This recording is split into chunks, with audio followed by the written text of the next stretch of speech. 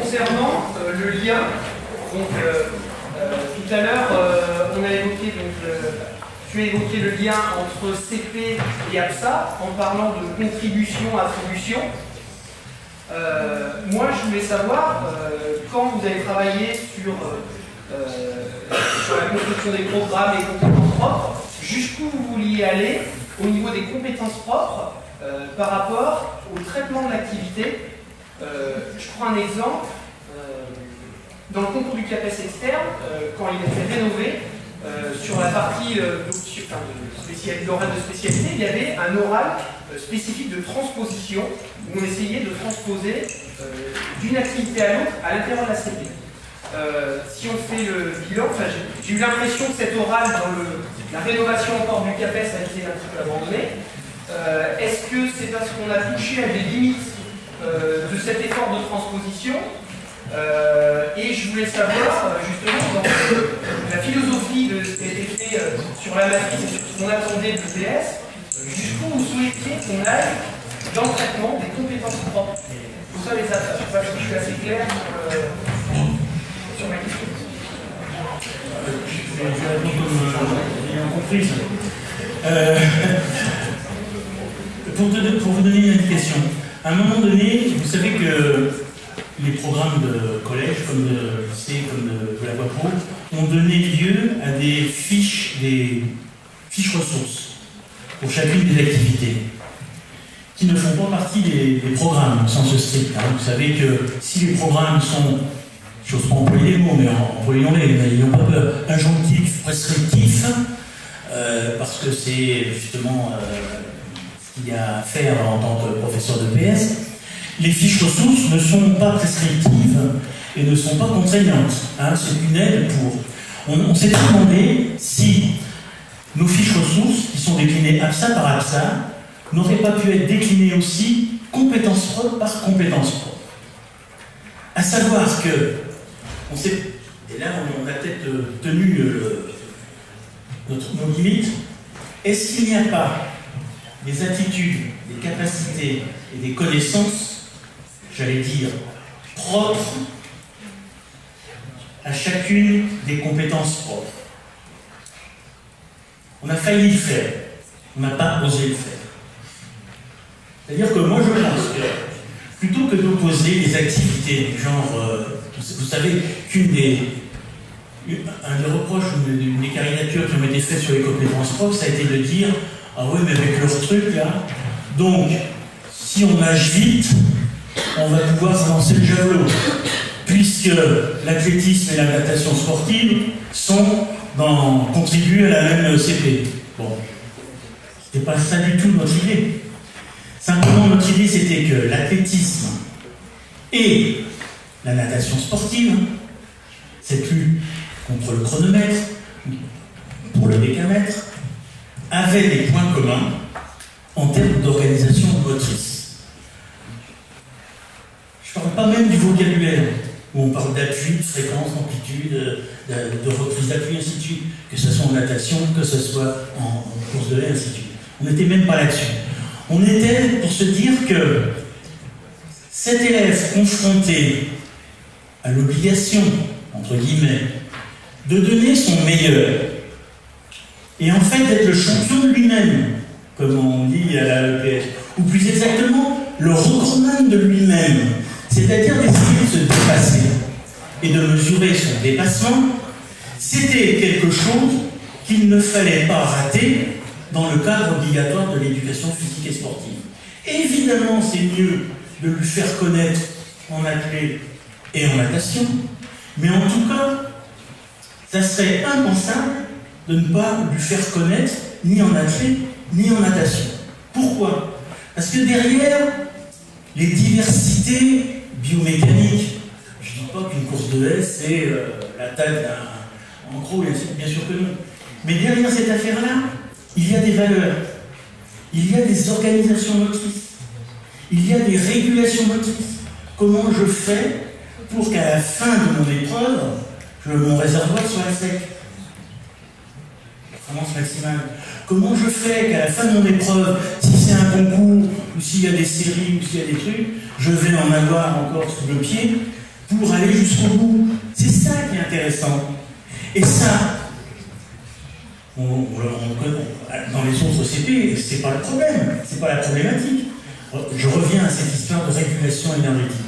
Regardez dans les activités qui contribuent à la construction de la compétence propre numéro 2, celle qu'on appelle APPN. Les APPN, que ce soit la CO, la spéléo, l'escalade, la natation en mer, un peu sportive, ainsi de suite. La régulation énergétique, là, elle est un tout autre tour. Il faut toujours en avoir la moitié pour pouvoir revenir ou bien arriver. Il ne s'agit pas d'aller à fond. Et là aussi, il y a des valeurs derrière. Comment je vais m'économiser? Comment je vais m'économiser pour être sécure? C'est ça qui est intéressant. Dans les activités qui font, par exemple, la CP2, la CP3, pardon, où on se donne à voir, où on donne à voir, dans des choses aussi différentes que sont la gym, le hip-hop, la danse, je ne sais pas, on a ici encore, la GRS, l'agro-sport, un truc comme ça. Bon. La régulation énergétique, là, elle est sur un autre motif. Elle est support de ce que l'on veut montrer à voir. Et en particulier dans les activités artistiques. Bon. Vous voyez? Donc on avait pensé à faire des fiches d'accompagnement CP par CP avec 3 grandes rubriques, parce que c'était, je vous rappelle quand même, la figure imposée, hein, le socle devait montrer que les compétences que l'on attendait, en maths, en français d'ailleurs, en EPS, étaient agrégées. Les ingrédients, c'était des attitudes, des capacités, des connaissances. On peut dire que ça c'est up-to-date, obsolète, un truc comme ça. Mais c'était ce qu'ils nous demandaient de faire. C'était dans le sol, ça. Bon. De toute manière, ça n'a pas fallu l'école. Il y en a qui n'ont plus rien sur l'EPS, c'est ça.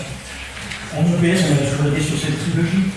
En grosso modo, du temps du Piaget-Plutôt vers le ministre, on parlait objectif moteur, objectif moteur affectif cognitif. Après, on a parlé du savoir-être, du savoir-faire, du savoir. Je veux dire, c'est un artefact. Voilà. Donc, on avait pensé le faire. Hein, pour bien montrer qu'en fait, cette compétence propre, il s'appuie, il ne peut pas être faite hors des activités physiques et sportives. Et bien, elle peut être organisée et pouvait être en lieu encore plus visible. Mais j'avoue qu'on n'a pas eu ce temps. Et surtout, on ne voulait pas déculturer les activités.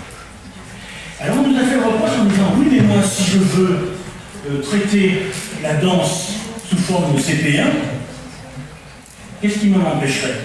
C'est-à-dire, oui, la danse sous forme de performance maximale, et ainsi de suite. Bon, alors, ou si moi je veux traiter l'escalade sous forme de CP2, de CP3, où on vient à voir, ainsi de suite. Bon, c'est vrai que ça existe, hein, bon. Mais on s'est dit quand même, pour obtenir une acculturation collective dans le cadre de l'EPS, allons sur les points forts de ces activités-là. C'est quand même, globalement, si on dit rugby, on pense davantage à l'affrontement qu'à, j'allais dire, se donner à voir. Même si on peut en avoir envie de dire. Bon. Mais on peut faire un match de rugby avec 0 spectateurs, hein, quand même. Sinon, ça m'est arrivé, hein. Bon, du niveau où je vois. Pour autant, on peut faire de l'athlétisme devant 0 spectateurs. La natation, pareil. Et là, transformer ces activités-là en production de formes plus ou moins esthétiques, de gestuelles, qu'on se donne à voir, ainsi de suite, oui, mais dans une autre vie, et a priori, pourquoi pas plus tard, si l'élève qui a vécu l'affrontement comme motif d'agir, mobile d'action, qui permet cette culture commune quand même, cette acculturation collective, encore j'insiste là-dessus, va ensuite pratiquer le rugby pour une autre raison, pour maigrir, pour pas faire la vaisselle, pour être avec des copains, pour se faire mal, c'est son problème. Mais dans le cadre obligatoire de l'EPS, nous avons pris les mobiles d'action dominants et susceptibles d'éducation. Parce que quand je dis mobile d'action, anthropologie, donnant de l'épaisseur anthropologique à nos activités, on n'a pas pris tous les mobiles d'action que l'on peut observer anthropologiquement parlant dans les activités physiques et sportives. Par exemple, on regarde l'histoire et la répartition actuelle, il y a des activités physiques et sportives actuellement que l'on appelle en général les sports extrêmes. Le but de l'action, c'est d'amener celui qui pratique à une zone, on va dire, je ne sais pas comment ils appellent ça, les athéistes, là, ou les personnes du fin de suite, ou ainsi de suite, à des zones, la zone zéro, là, comment ils appellent ça, la zone de la mort. Quoi. Ça, c'est un motif d'action. Et il y en a de plus en plus qui le font. Et c'est pas recevable à l'école, ça. C'est pas recevable. Il y a un autre mobile d'action qui est alors, pour d'autres raisons, n'est pas recevable. Il y a regardez dans les activités physiques qui confrontent les hommes, plutôt que les femmes d'ailleurs, à la domination d'un animal ou au dressage d'un animal. Il y en a beaucoup d'activités physiques. Il y en a beaucoup. Le dressage, l'équitation, les rodéos, il y en a quand même. Je ne pense pas qu'elles soient recevables à l'école. Déjà pour des questions, j'allais dire, d'intendance, mais aussi peut-être pour des questions morales et éthiques. Il y a peut-être un mobile d'action qu'on n'a peut-être pas bien, et c'est Thierry Terret qui me le disait. Il observait des pratiques dans beaucoup de peuplades et dans beaucoup d'endroits depuis très longtemps, où le mobile d'action, c'est de faire le sport parfait. Tir à la carabine, certains jeux de tir, et ainsi de suite. Bon, nous on l'a mis, on l'a pas mis, on l'a plutôt mis dans la CP1, où il s'agit de faire une performance maximale, qui est en réalité le Graal des tireurs, hein, ou des golfeurs, c'est faire le parcours de 18 trous en 18 trous, ce qui est évidemment impossible. Mais vous voyez, c'est peut-être une mobile d'action intéressante. Vous voyez, il y en a d'autres. Nos mobiles d'action, nos mobiles d'action, côté anthropologie, ont été choisis. Il y en a peut-être d'autres. Mais on a sélectionné ces quatre-là, puis le cinquième.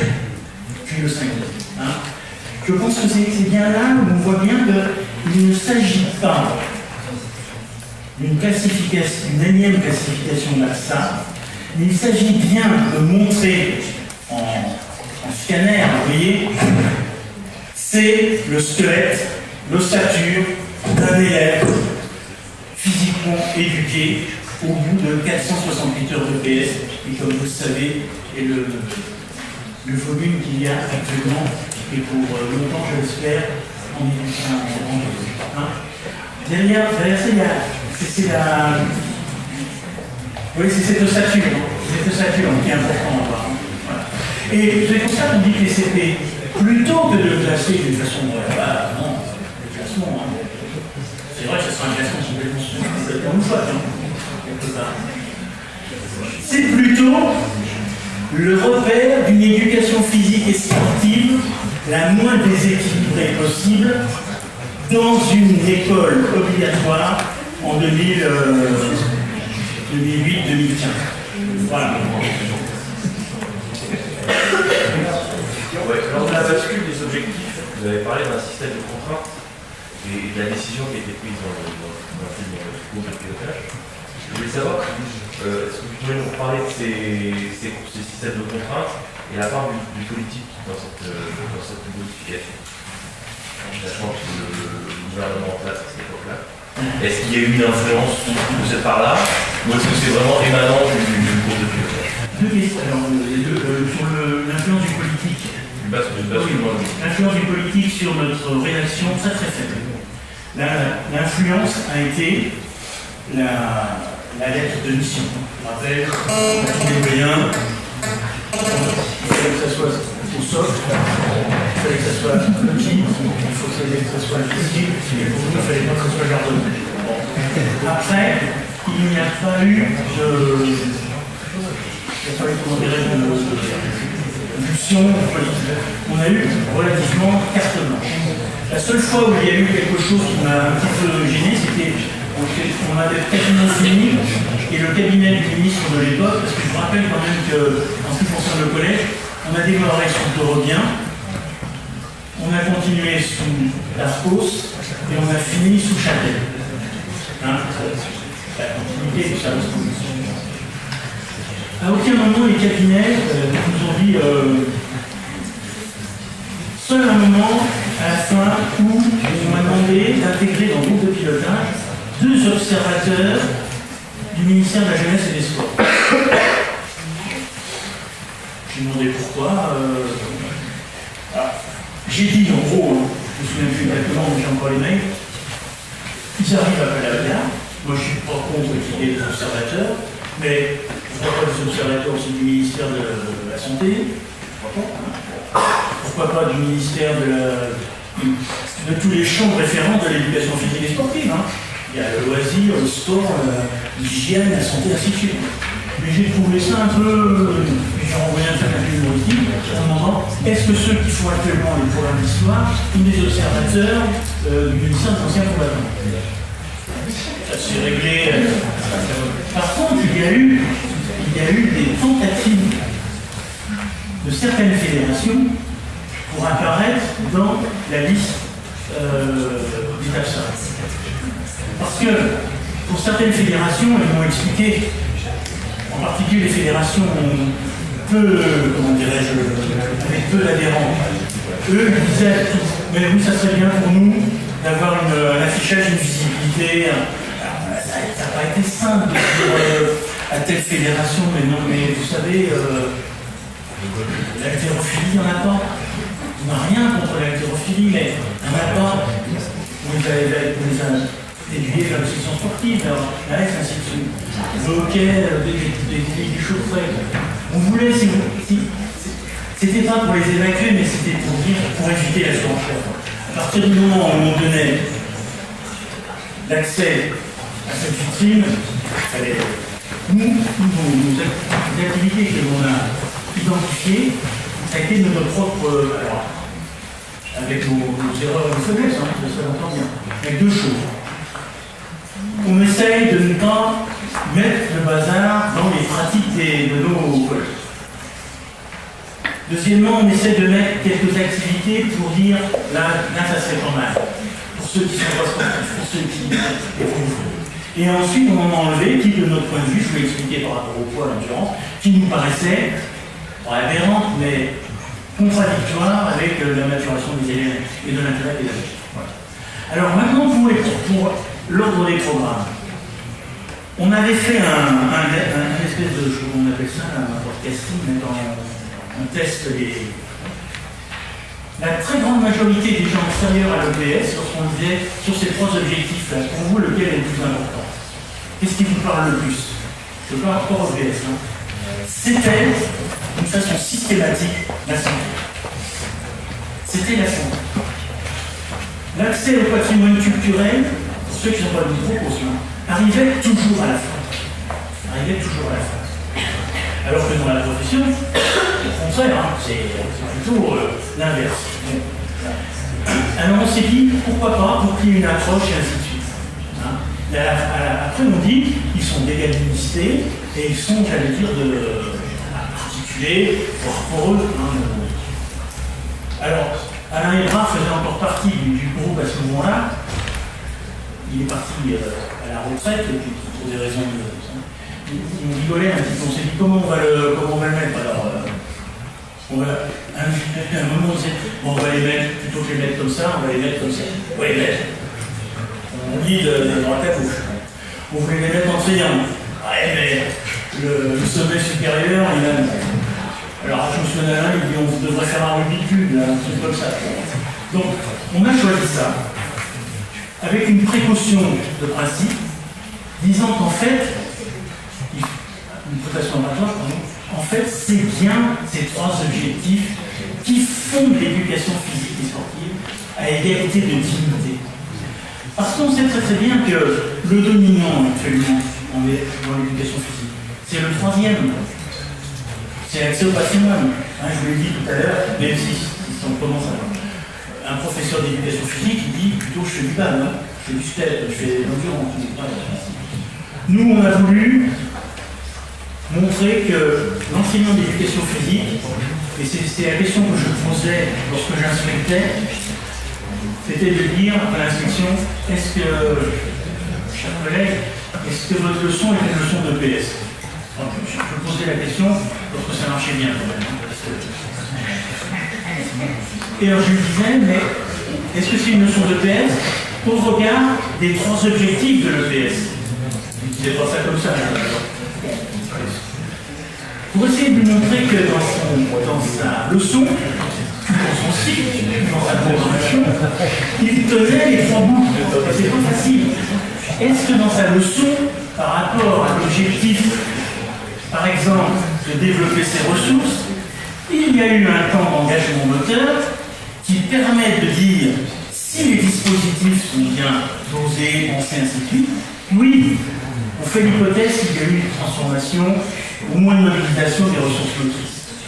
Et vous savez que, moi je sais, que dans certaines de nos leçons, à un moment donné, la surdécatisation de l'EPS et l'accès aux fiches, aux machins, où les élèves étaient davantage en cogitation cognitive, en activité elle-même, même si c'était intéressant. Je me posais cette question. La deuxième chose, je me posais la question par rapport à l'objectif, même si c'était dans le petit chat. Est-ce que votre leçon vous paraît lui donner des outils, même rudimentaires, pour qu'ensuite, hors de l'école, plus tard et ailleurs, comme on dit, il va avoir des éléments pour gérer sa vie physique et sportive? À quel moment on aurait pu le mettre, et ainsi de suite. Bon. Et enfin, troisième question, est-ce que l'activité que vous avez utilisée a été traitée d'une façon scolaire? Évidemment, c'est pas ce que fait le club, même si beaucoup de clubs font de plus en plus ce qu'on fait à l'école, on nous solide. Est-ce que cette activité garde son essence culturelle? C'est pour ça, moi, que ces 3 objectifs, ça doit être des points de repère. Et c'est pour ça que derrière ces 3 objectifs, on peut mettre dans l'ordre que l'on veut, en fait, quelque part, à condition que vous soit égalité, c'est derrière ça qu'il y a le métier de prof de PS. Et moi, je suis un peu... Et je comprends que ceux qui soient des hyperculturalistes voudraient que le PS ne soit que l'étude des objets culturels, en disant, et je comprends comme ça, en étudiant ces objets culturels, évidemment qu'on va développer des ressources. Évidemment qu'on va préparer l'élève à sa diffusion. D'accord. Quoique.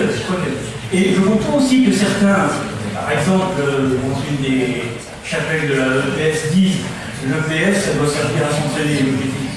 D'accord. Moi, je pense que là, pour redire, c'est éclectique, c'est composite, c'est pas facile, mais c'est là où il faut tenir les choses. C'est là où il faut tenir les choses. Parce qu'on peut être quand même remplacé pour chacune des dimensions. Je ne souhaite pas, évidemment, je ne pense pas que ce soit l'ordre du jour, on pourrait être remplacé par qui est un coach, qui est un préparateur physique, qui est un entraîneur. Le prof de PS, c'est pas l'addition, c'est plus que ça. C'est plus que ça. Bah, c'est mon ambition. Et pour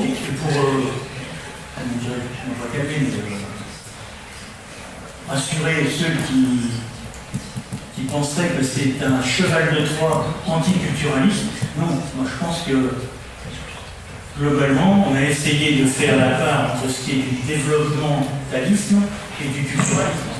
C'est le premier programme où on dit exactement, lorsqu'on choisit des activités, voilà à quoi il faut arriver. Hein. Ouais.